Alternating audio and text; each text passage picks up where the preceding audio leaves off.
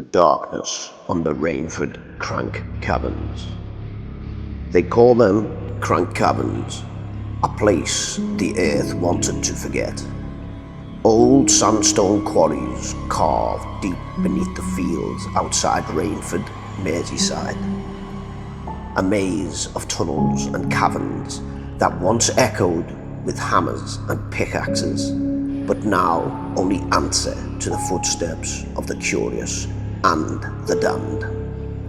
But beneath the surface lies something else: whispers, shadows, and a darkness that refuses to stay buried. The ancient horrors beneath. No legend captures the imagination and terror quite like the tale of the children. It's said that in the late 18th century, 4 youngsters, drawn by dare and curiosity, crawled through the narrow squeeze known as the Mousey. One came back alive. He spoke of small bearded men who ambushed his friends in the crushing black. Their voices were like broken metal, and laughter echoed without source. As he fled, hands grabbed at his ankles from the shadows. Authorities supposedly sent heavily armed men into the bowels of the caves. What they found: a vast subterranean church with grotesque gargoyles and candles burning as though lit by unseen hands, was so horrifying that the passage was sealed with gunpowder. In recent years, the legend has grown not just from old tales, but from modern visitors who swear they've seen or experienced the unexplainable. Echoes and apparitions. A local resident, Samantha, once shared this. You can stand at the entrance and hear footsteps inside, even when no one's gone in for hours. Often voices are reported, whispered words that aren't English, even as visitors walk in pairs, strange echoes that respond long after they've stopped speaking. The monks and the witch.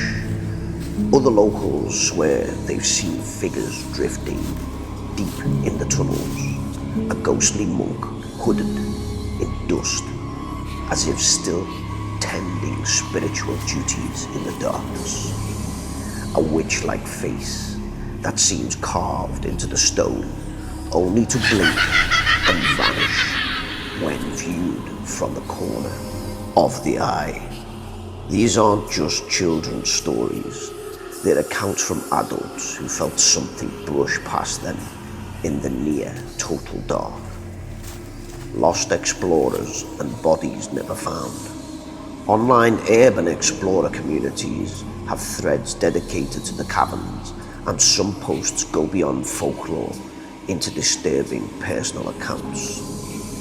A user claimed their uncle ventured deep into the tunnels and was found days later babbling about shadows that whispered his name. Another commenter mentioned an investigation where 2 young lads never returned after going in to explore the caves. Police eventually entered the caves and reportedly removed bodies, but no official records were ever released. Whether these stories are true, distorted, or amplified over time, they share a pattern. People go in expecting adventure, and something follows them home. The echo points what explorers feel. Several visitors describe a strange shift that changes based on how far you go. Sounds behave oddly. Footsteps that echo back even when you're alone. Temperature drops suddenly, an icy chill in corridors without drafts. Whispers answer questions, voices that don't belong to anyone nearby. One urban explorer on a forum claimed he and a friend heard a knocking from deeper in the tunnels. We asked who was there, and it answered back. Another spoke of EVPs, electronic voice phenomena, that clearly responded to specific questions posed by the explorers' voices that sounded distorted and too loud to be random echoes. Among the whispered tales is one that sends chills even to seasoned cavers, the Mirror Chamber. This is a room deep inside the maze, its walls unnaturally reflective and impossible to navigate without string or markers. Many explorers claim that once you enter, you rapidly lose sense of direction, as though the walls themselves rearrange. What's more frightening, people say, the reflections aren't always your own. The dwarfs, the witches, and the living darkness. Modern sightings vary wildly, but there is a consistent theme. Small, humanoid figures glimpsed from the corner of the eye, retreating into the gloom. Shadow people, tall and silent, watched from junctions. Something deep and unseen, whispering in languages no visitor understands. These are not just echoes of old folklore. They are interpreted as entities shaped by generations of fear and mystery.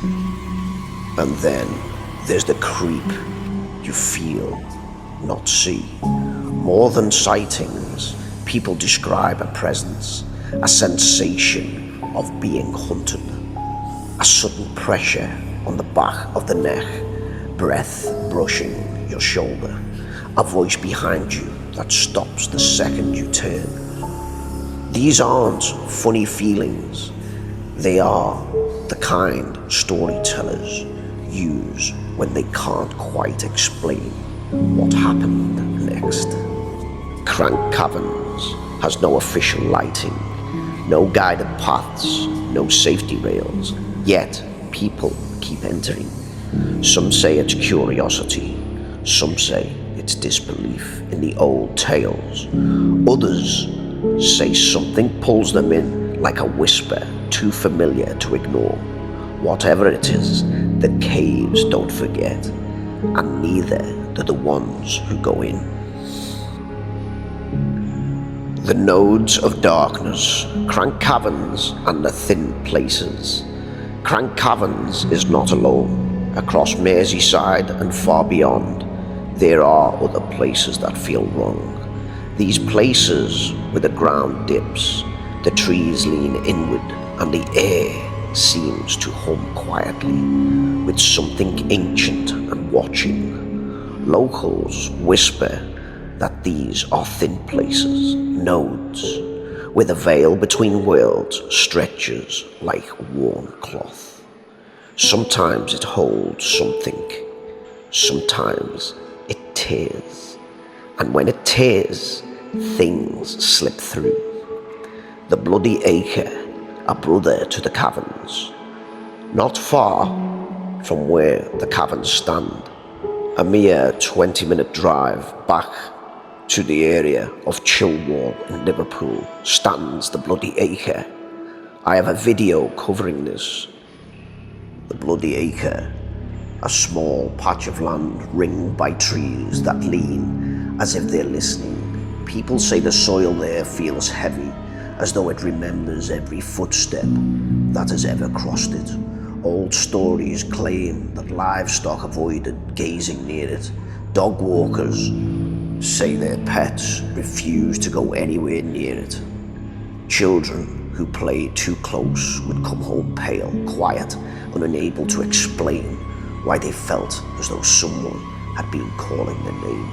Just like Crank Caverns, the same uneasy pull, that same whisper beneath the wind. Locals who know both places say the resemblance is uncanny.